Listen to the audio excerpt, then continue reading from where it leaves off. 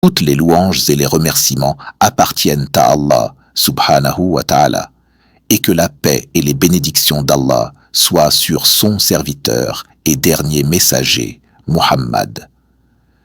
Mes frères et sœurs respectés en islam, comme vous l'avez remarqué, les jours de Ramadan passent très vite. Exactement comme Allah a décrit ce mois, quelques jours comptés, voilà ce qu'est le Ramadan. Juste quelques jours. Le Ramadan est un mois rempli de nombreuses choses. C'est un mois d'opportunités, un mois de dua, et on a tellement entendu parler de l'importance du dua. Mais je n'aime pas dire que c'est seulement un mois de dua.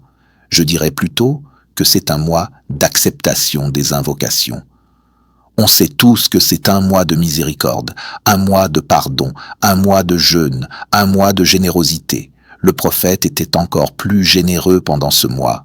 Ce mois est une porte vers tellement de manières de se connecter à Allah. Et c'est pourquoi il existe un avertissement très intense et sévère pour celui qui entre dans le Ramadan et en sort sans obtenir le pardon d'Allah. Savez-vous pourquoi ce hadith existe? Le prophète, un jour, montait sur le minbar et à chaque marche, il disait « Amin ». Les compagnons furent surpris et lui demandèrent « Ô messager d'Allah, nous t'avons entendu dire « Amin » 3 fois en montant, mais on n'a entendu aucune invocation. Pourquoi as-tu dit « Amin » ? Le prophète répondit « Jibril est venu à moi et m'a dit « Qu'Allah humilie celui qui entre dans Ramadan et n'est pas pardonné ». Alors j'ai dit « Amin ». Quel avertissement intense et quelle invocation terrible. Pas seulement un rappel sévère du prophète, mais une malédiction prononcée par Jibril lui-même avec l'approbation du prophète sur celui qui ne profite pas de ce mois. Pourquoi? Parce que les opportunités de pardon sont innombrables pendant ce mois. Si quelqu'un n'a pas été pardonné à la fin du Ramadan, il a dû complètement passer à côté, ne rien faire du tout. Il y a tellement de moyens d'obtenir le pardon. Par ton jeûne, par tes prières, par Laylat al-Qadr, qui n'est qu'une seule nuit dans tout le mois, par ton dua, par ta récitation du Coran, par ton dhikr, etc. Tellement de portes de miséricorde ouvertes. Donc si le mois se termine et que tu n'as toujours pas obtenu le pardon d'Allah, qu'étais-tu en train de faire? C'est littéralement la personne la plus insouciante qui laisse passer tout cela. Subhanallah, notre Seigneur est si généreux. Et le croyant ne doit pas se satisfaire d'un seul acte de bien. Le croyant s'engage dans toutes les formes d'adoration disponibles devant lui. Chaque opportunité de bien, saisis-la pendant Ramadan. Même si c'est juste prendre un siwak et frotter tes dents avec l'intention de suivre la sunna du prophète. C'est un mois d'opportunité. Tu ne sais pas quelle action te permettra d'être entièrement pardonné. Et pendant que nous parlons de cela, je veux vous réintroduire à l'une des plus grandes adorations du mois de Ramadan, le Coran. Celui qui étudie la vie du messager verra qu'il vivait tout le mois de Ramadan avec le Coran. Il se consacrait à sa récitation, à sa réflexion, à son étude. C'était ça le Ramadan du messager. Il avait une relation avec le Coran qu'on peut appeler Al-Ihsan, le sommet de l'excellence. Et qu'est-ce que l'Ihsan ? Quand on demanda au prophète, il répondit « C'est d'adorer Allah comme si tu le voyais. Et si tu ne le vois pas, alors sois certain qu'il te voit. » Voilà comment on atteint l'ihsan. Et l'ihsan doit être appliqué dans toutes nos adorations, en particulier avec le Coran. Parfois, cela m'attriste profondément de voir comment certaines personnes lisent le Coran. Je sais que les gens essaient, et c'est un mois de rahma, mais honnêtement, certains lisent le Coran comme s'ils lisaient n'importe quel autre livre. Et c'est totalement faux. Le Coran n'est pas un livre comme les autres. C'est la parole d'Allah sur terre. Il doit être traité d'une manière unique. Regardez comment vous lisez le Coran. Comparez cela à comment vous lisez un post sur Facebook ou une story sur Instagram. Voyez-vous une différence dans votre concentration? Tristement, pour beaucoup, nous lisons les messages de gens avec plus d'attention que le Coran. Et cela, mes frères et sœurs, c'est une catastrophe. Et cela arrive parce que nous avons perdu la connaissance des règles de bienséance avec le Coran. Oui, il existe des étiquettes, des manières, des adabs à respecter lorsqu'on lit le Coran. Et nombreux sont les savants qui ont écrit des livres entiers sur ce sujet. comme l'imam Nawawi, qui a consacré un ouvrage complet aux manières de lire le Coran avec excellence. Alors, on demande à Allah de nous accorder son pardon, de réveiller nos cœurs avec la foi et de nous permettre d'améliorer notre lien avec le Coran. Car nous n'avons que le temps de notre vie sur terre pour corriger cette relation. Maintenant, je veux vous enseigner 12 points essentiels sur comment lire le Coran avec ihsan. Ces règles vont t'aider à transformer ta récitation du Coran pour que tu ne le lises plus jamais comme un simple texte ou une simple notification. Et n'oublie pas ce que dit Allah, le mois de Ramadan est celui durant lequel le Coran a été révélé. Et aussi, nous l'avons révélé durant une nuit bénie. Laylat al-Qadr, c'est donc le mois du Coran. Même Jibril descendait chaque nuit du Ramadan pour réviser le Coran avec le prophète. Et les pieux prédécesseurs prenaient exemple sur cela. Imam Malik arrêtait même l'étude du hadith pour se consacrer au Coran. Sufyan ath-Thawri se consacrait uniquement à la lecture du Coran pendant Ramadan. Al-Aswad complétait le Coran tous les 2 jours. D'autres le terminaient chaque 3 jours et durant les 10 dernières nuits, chaque nuit, c'est clair, ce mois appartient au Coran. Et celui qui honore le Coran durant Ramadan a véritablement honoré Ramadan. Le Coran et le jeûne sont inséparables. Le prophète a même dit: le jeûne et le Coran intercéderont en faveur du serviteur le jour du jugement. Alors ma vraie question pour vous, ce n'est pas « combien de fois vas-tu finir le Coran cette année ?» Non. Ma question c'est « combien de temps vas-tu donner au Coran ?» Oublie le nombre de khatma. Combien d'heures dans les 24 heures de ta journée vas-tu consacrer au Coran? 1 heure, 2, 3, plus. Le plus important est de bâtir une relation sincère avec la parole d'Allah, une relation de proximité, d'amour, de respect, que le Coran devienne ton compagnon, ton confident. Aujourd'hui, on peut rester des heures avec nos amis à parler, rire, discuter. Et quand on rentre à la maison et qu'on ouvre le Coran, 1 page, 2 pages, et on s'ennuie. Subhanallah, quel contraste! Certains des pieux prédécesseurs disaient: celui qui ne trouve aucun plaisir dans la parole d'Allah, mais plutôt dans celle des gens, alors, 1. Sa connaissance d'Allah est très limitée. 2. Son cœur est aveuglé. 3. Il a gaspillé sa vie. Quel avertissement! Comment pouvons-nous ne pas aimer la parole de notre Seigneur? Comment préférer le discours des humains à celui d'Allah? Aujourd'hui, nos discussions avec les gens sont plus nombreuses que notre parole avec Allah. Et c'est pour cela que nos cœurs sont devenus durs, que nos prières sont vides, que nos yeux ne pleurent plus. Voilà les conséquences de l'abandon du Coran. Pourquoi? Tout simplement parce que la majorité de notre temps est passée avec les gens et non avec Allah. C'est donc un appel, un rappel. Chacun d'entre nous doit se tenir responsable. Nous devons nous interroger, faire notre propre bilan. Quel changement vas-tu apporter dans ta vie pour améliorer ta relation avec le Coran, pour devenir plus sérieux et plus engagé envers la parole d'Allah? Le Coran, c'est plus qu'un texte, c'est une lumière, une âme, un souffle d'air pur dans la noirceur étouffante de ce monde. Nous devons changer notre manière d'aborder la parole d'Allah. Et la seule manière de réellement aimer le Coran, de commencer à l'intégrer profondément dans notre vie, c'est d'apprendre les comportements et les bonnes manières liées à sa récitation. Alors, comment récite-t-on le Coran avec excellence? Profitons de ce moment, car nous sommes dans le mois du Coran, le mois de l'excellence. 1. Commencez par corriger son intention. C'est fondamental. Quand tu récites le Coran, fais-le uniquement pour Allah, pour obtenir son agrément et sa récompense. Il y a plusieurs intentions à faire avant de réciter. Obéir au commandement d'Allah, car il nous a ordonné, lis, ikra. Ce premier mot révélé ne doit jamais être oublié. Tant que tu honores ce mot, tu seras sauvé dans ce monde et dans l'au-delà. Allah dit aussi dans le Coran, « Je suis commandé de réciter le Coran ». Faire partie du groupe spécial d'Allah, car le prophète a dit « Allah a des gens choisis parmi l'humanité ». Les compagnons ont demandé « Qui sont-ils, ô messager d'Allah ?»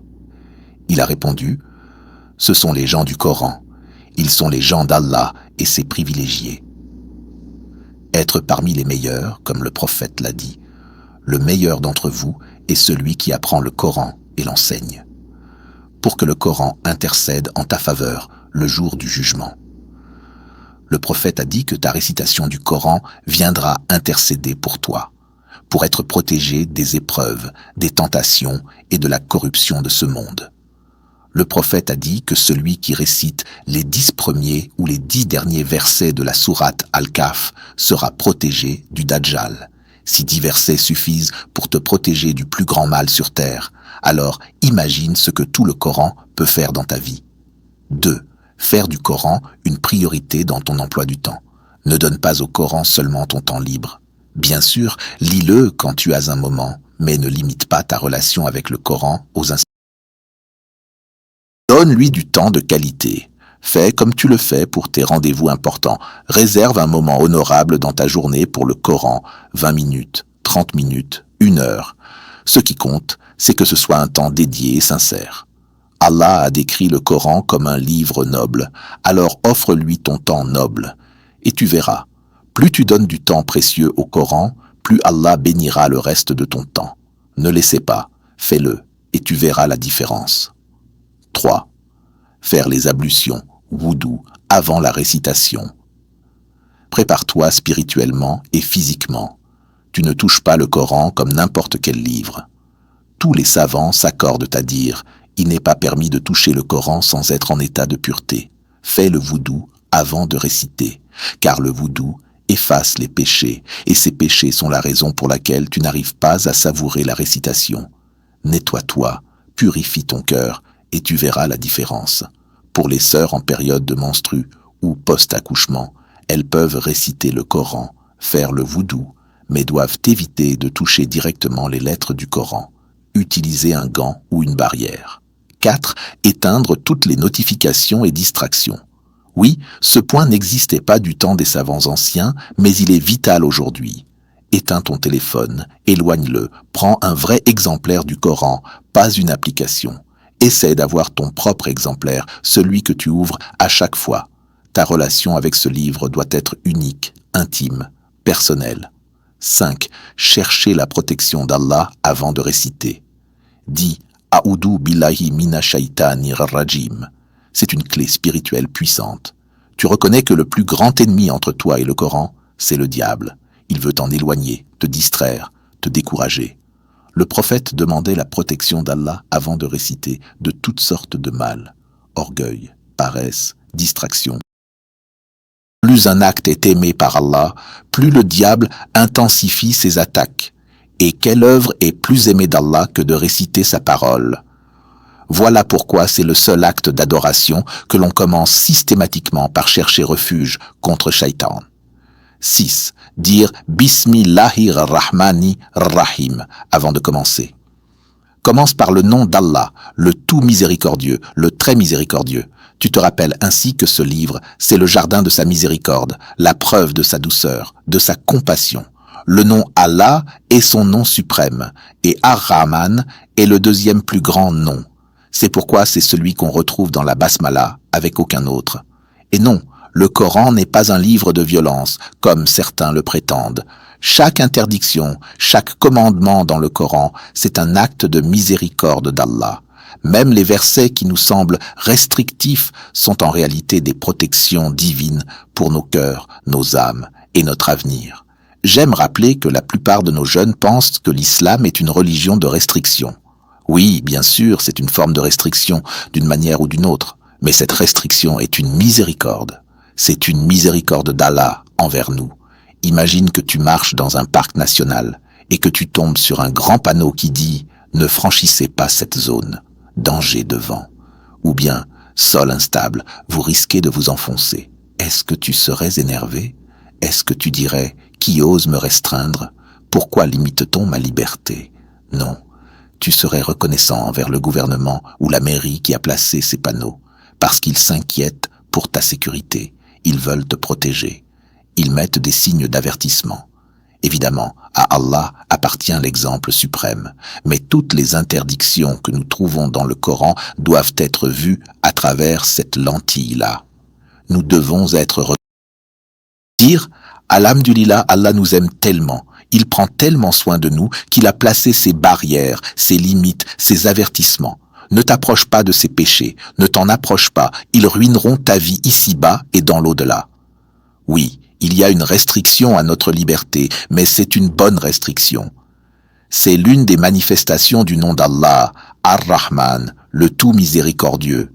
C'est ainsi que nous devons voir les interdictions.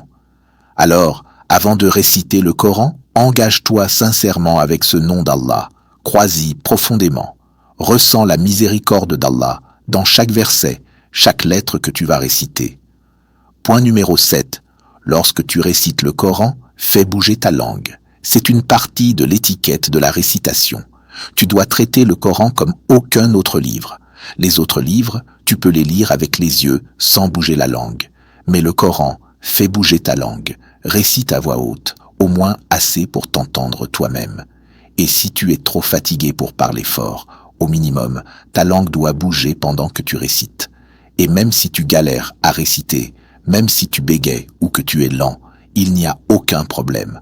En fait, le prophète a parlé de ceux qui ne sont pas à l'aise ou qui ne maîtrisent pas bien la récitation du Coran. Il a dit qu'ils auront le double de la récompense, une pour la récitation et une pour l'effort et les difficultés. Donc, même si tu n'es pas fluide, continue. Allah a dit dans le Coran que la récompense par lettre, 10 récompenses par lettre, est donnée à celui qui récite, pas à celui qui lit seulement avec les yeux. Tu n'es pas considéré comme un récitant du Coran tant que ta langue ne bouge pas. Et bien sûr, récite lentement, clairement, avec méditation. Comme Allah l'a dit, et récite le Coran avec une récitation lente et mesurée. Coran 73, 4. Si tu révises ce que tu as mémorisé, tu peux aller plus vite, mais dans la majorité de ton temps, avec le Coran, récite lentement, avec réflexion. Point numéro 8. Embellis ta voix lorsque tu récites le Coran. Oui, embellir ta voix est très important. Cela crée une relation d'excellence avec le Coran. Le prophète a dit, Allah n'a jamais autant écouté quelqu'un comme il écoute un prophète récitant le Coran d'une belle voix et de manière mélodieuse. Subhanallah, Allah écoute toute sa création, mais il prête une attention particulière quand le Coran est récité avec beauté. Et cela ne concerne pas seulement les prophètes, cela inclut tous les croyants. C'est pourquoi le prophète a dit « Embellissez le Coran avec vos voix ». Tu n'aimes peut-être pas ta voix, tu trouves peut-être ta récitation bizarre, mais Allah aime l'entendre. Ce n'est pas pour toi, ni pour les gens autour, c'est pour Allah. Mets-y de l'effort. Et si Allah t'a donné une belle voix, récite dans le but de faire entendre la parole d'Allah, pas ta propre voix. Point numéro 9. Lorsque tu passes sur un verset parlant de la miséricorde ou du paradis, arrête-toi et demande à Allah sa miséricorde et le paradis. C'est ce que faisait le prophète. Et quand tu tombes sur un verset qui parle du châtiment, cherche refuge auprès d'Allah. Et quand un verset glorifie Allah, arrête-toi pour le glorifier avec ton cœur et ta langue. Exemple, quand tu lis une ayah de miséricorde, dis « Ô Allah, accorde-moi ta miséricorde ». Peut-être que ce simple moment où tu demandes sa miséricorde sera celui où Allah décidera de t'accorder sa miséricorde pour toujours, ici-bas et dans l'au-delà. Point numéro 10. Lorsque tu rencontres une ayah de prosternation, sajda, et il y en a 15 dans le Coran, fais la prosternation. Le prophète a dit qu'à chaque fois que le fils d'Adam fait une prosternation, Shaitan s'éloigne et pleure, disant « Le fils d'Adam a été ordonné de se prosterner, et il l'a fait, et il aura le paradis. Moi, j'ai refusé, et pour moi c'est l'enfer. » Quelle puissance! À chaque sajda que tu fais en récitant le Coran, Shaitan pleure et se lamente parce que toi, tu as obéi à Allah. Point numéro 11. Lis le Coran avec l'objectif de trouver la guidance. Le Coran est un livre de guidance. Si je devais insister sur un point, ce serait celui-là. Par exemple, tu lis ce verset. Allah ne change pas l'état d'un peuple tant qu'il ne change pas ce qui est en eux-mêmes. Étape 1. Compréhension. Cela signifie que le changement commence par toi-même. Si tu veux qu'Allah améliore ta vie, commence par améliorer ce qu'il y a dans ton cœur. Étape 2. Réflexion. Pose-toi des questions. Qu'est-ce qui, dans ma vie, a besoin d'être changé? Est-ce que je fais des invocations sans vraiment agir? Est-ce que je m'attends à changer sans bouger? Étape 3. Application. Par exemple, tu veux plus de foi, commence par prier à l'heure. Tu veux plus de bénédiction, purifie ton intention. Tu veux du bonheur, abandonne les péchés. Et rappelle-toi que ta situation actuelle ne durera pas éternellement. Tes actions détermineront si tu vas vers l'amélioration ou vers le déclin. Enfin, point numéro 12, lire le Coran la nuit, surtout pendant Ramadan. Pendant Ramadan, l'ange Jibril rendait visite au prophète chaque nuit pour lui faire réciter. Lise le Coran le jour, oui, mais mets l'accent sur la nuit, car la nuit, il y a moins de distractions. L'esprit est plus clair et concentré. C'est plus sincère, car tu abandonnes ton sommeil pour lire la parole d'Allah. C'est une preuve d'amour sincère pour Allah. Et après ta récitation, ne t'arrête pas juste en disant « c'est la vérité », même si c'est vrai. Il y a une sunna. Le prophète terminait son cercle ou sa récitation en disant « Subhanak Allahumma wa bihamdik, ashhadu an la ilaha illa ant, astaghfiruka wa atubu ilaik ».